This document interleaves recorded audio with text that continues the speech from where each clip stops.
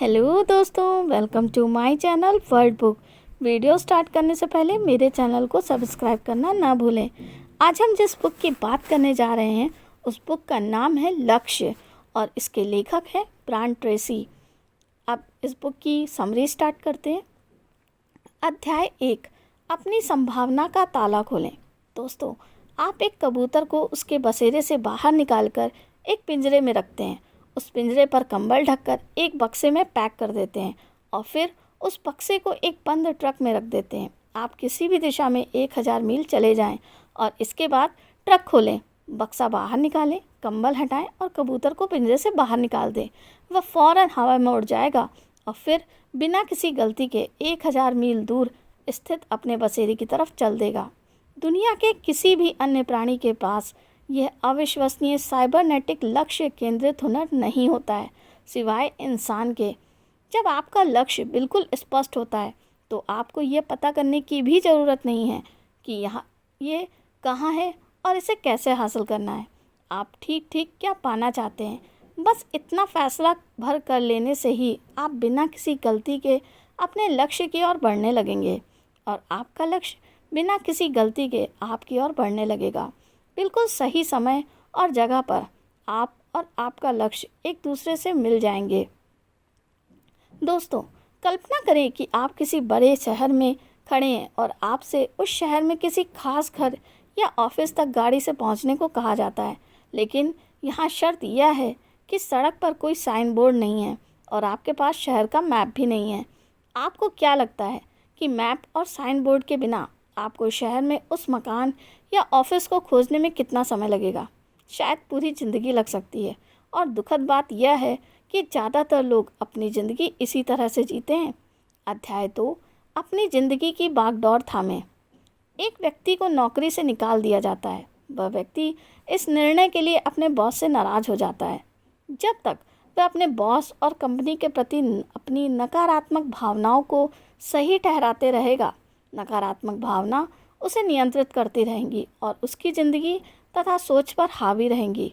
लेकिन जैसे वह कहता है, ठीक है, मुझे नौकरी से निकाल दिया गया, इस तरह की चीज़ें तो होती ही रहती हैं, मुझे नई नौकरी खोजने में व्यस्त हो जाना चाहिए, वैसे ही उसकी नकारात्मक भावनाएं खत्म हो जाती हैं।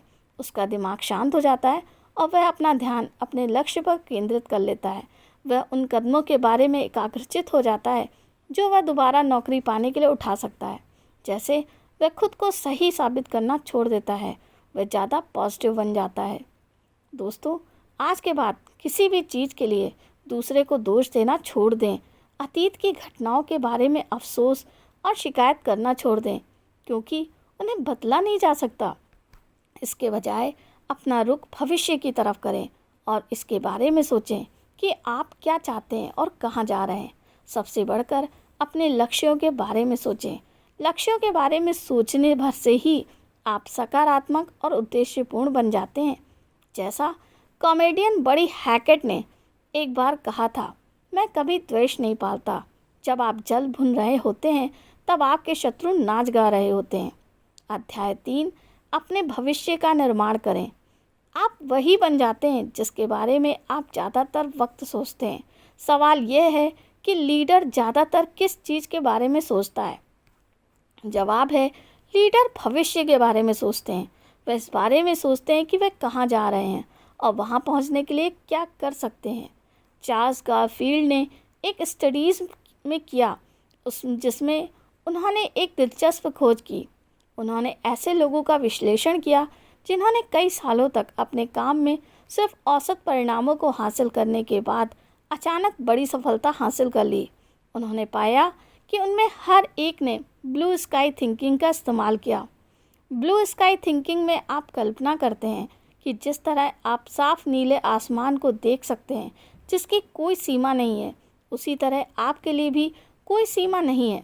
तो आप कई साल आगे पहुंच जाते हैं और कल्पना करते हैं कि आपकी ज़िंदगी हर दृष्टि से आदर्श बन चुकी है। फिर आप पलट कर देखते हैं कि आज आप कहाँ हैं और खुद से ये सवाल पूछते हैं, मेरे आदर्श भविष्य को गढ़ने के लिए मैंने क्या क्या किया होगा। फिर आप अपने दिमाग में वर्तमान तक लौटते हैं और पूछते हैं, इस पल के बाद मुझे क्या करना होगा। ताकि मैं भविष्य में किसी समय अपने सारे लक्ष्य हासिल कर लूँ। अध्याय 4, अपने जीवन मूल्यों को स्पष्ट करें।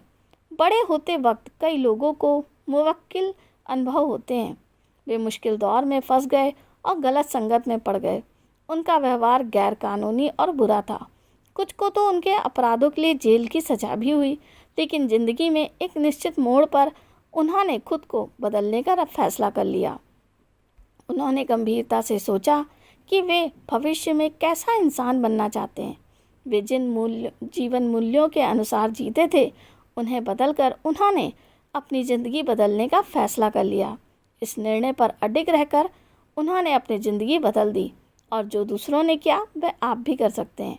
याद रखें, इससे कोई फ़र्क नहीं पड़ता है कि आप कहाँ से आ रहे हैं, असल फ़र्क तो इससे पड़ता है कि आप कहाँ जा रहे हैं। अध्याय 5, अपने सच्चे लक्ष्य तय करें। अगर आप ज़िंदगी में सिर्फ एक चीज़ कर सकें तो वह क्या होगी? याद रखें, आप किसी ऐसे टारगेट पर निशाना नहीं लगा सकते जिसे आप देख ही नहीं सकते हो।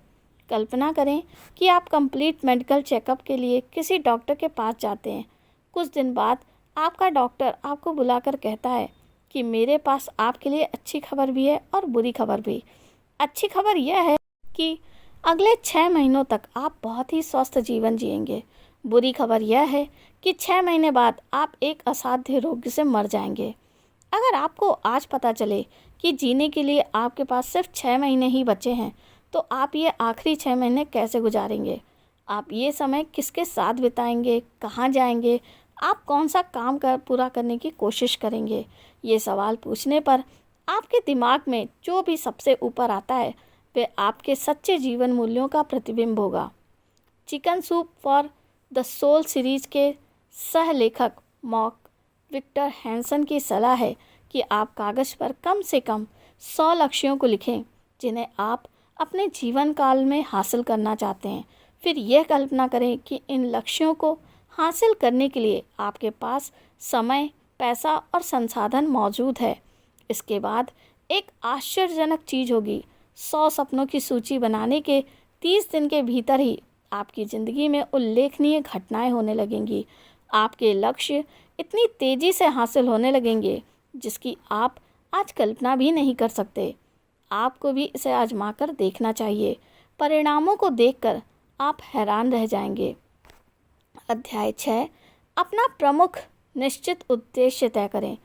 इंसान के मस्तिष्क में एक खास अंग होता है जिसे रेटिकुलर कॉर्टेक्स कहा जाता है।